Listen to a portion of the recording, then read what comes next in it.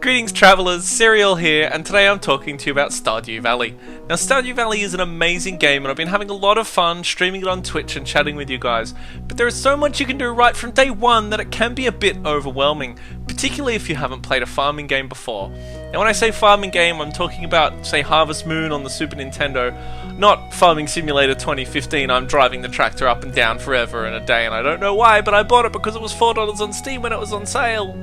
Not that kind of farming game, different. So today I've teamed up with SpaceHammer30xx to give you some tips on how to get started in Stardew Valley.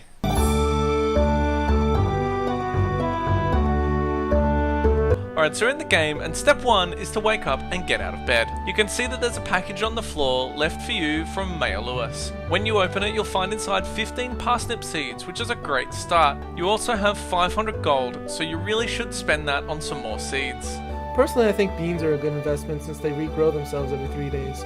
5 is a good start. And you do need both of these crops for a community centre bundle in the near future anyway. But you should spend the remainder of your money on parsnips. Now Pierre doesn't open until 9 AM, so what we're going to do in the meantime is clear some brush, break some rocks and chop down some trees. Slash, break, chop, dig, making some space for our farm. And this will bring us to our next tip. Aw yeah, it's time to get wood. 50 to be precise, which should be no problem since you were chopping those trees down, right? The backpack you start with only has 12 slots, which isn't much room as you're about to find out. Also, keeping one of every item you get can come in handy, so having a chest to put those things in is a huge asset. Things like, I don't know, sap for instance. Now once you hit farming level 2, you can make fertilizer using sap. This will improve the quality of your crops and is represented by silver or gold stars. The better the quality, the more fat stacks you get. Yes, that's true, but just remember you need to keep 5 golden parsnips for the community centre bundles also. Yeah, I guess if you're into that kind of thing, whatever.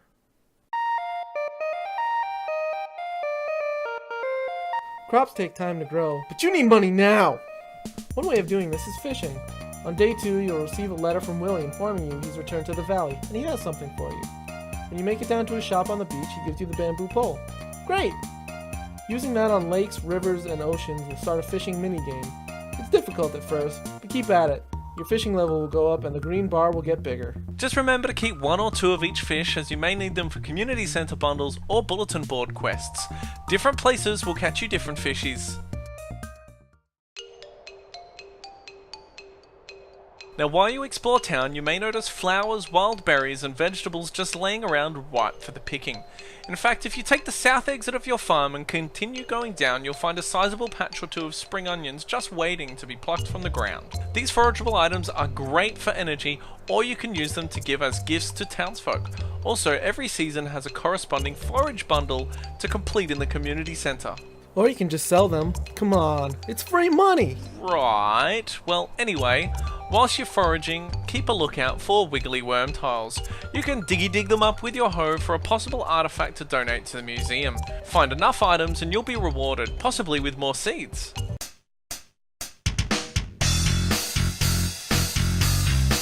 Stardew Valley actually gives you a good reason to turn on the old boob tube.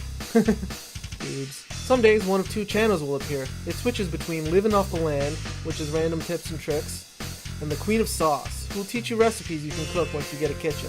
These meals give you a variety of buffs that you might find useful. So next up is the weather report, which is really handy for planning out your day.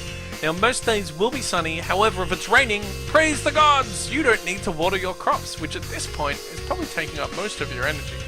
These are the best days to do some extra fishing or mining. This game also has a luck system that determines a lot of things. The fortune teller channel will tell you how lucky you are every day, and that luck will determine what you find, how much of it you find, and how many monsters are standing in your way. Speaking of the mines, the boulder that blocks your way will be removed on day 5. The first time you enter the caves, you'll be given a sword by Marlin, a dude with an eye patch and a motherfucking cape. And boy, are you gonna need that sword, because slimes, duggies, and bugs are trying to prevent you from getting the sweet copper that you need. Take care not to lose all your health, or you might be taking a giant step backwards.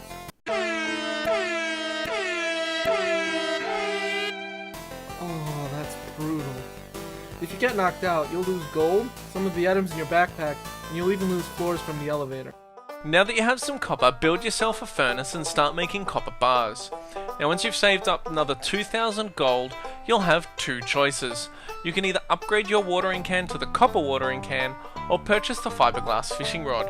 Now the copper watering can will take another 5 copper bars, however it holds more water and allows you to water 3 tiles at once. On the other hand, the fiberglass fishing rod allows you to use bait, which is made from bug meat, I hope you've been keeping that, which will increase your fish bite rate. Excuse me, Syraeal, but I think you need 3 choices. I'm quite confident I meant 2 choices, SpaceHammer.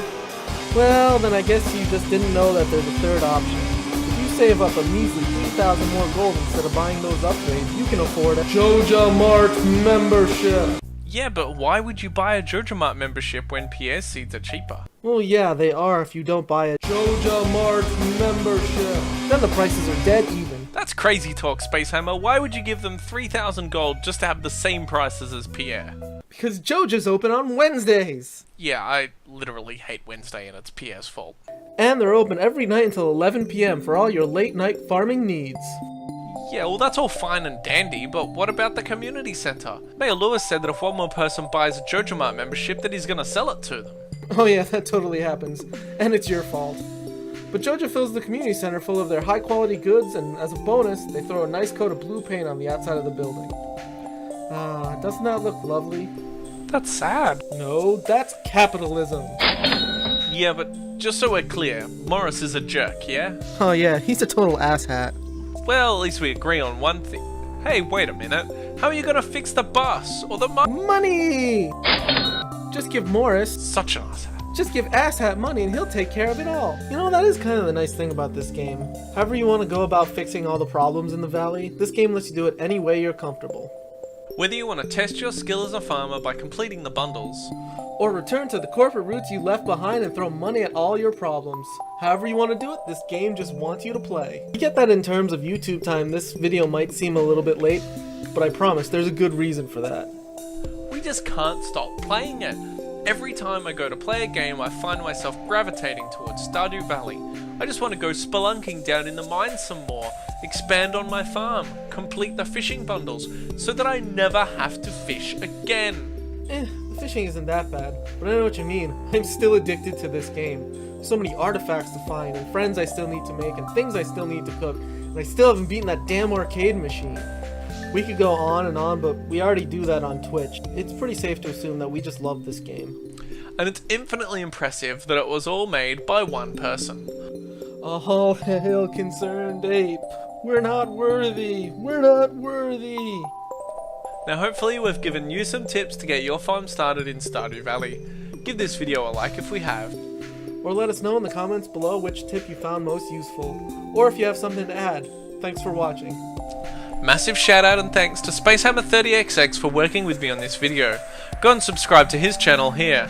And if you haven't already subscribed to mine, go ahead and do so before you leave. I hope you enjoyed the video, and if you found it useful, please share it. Thanks, we really appreciate it.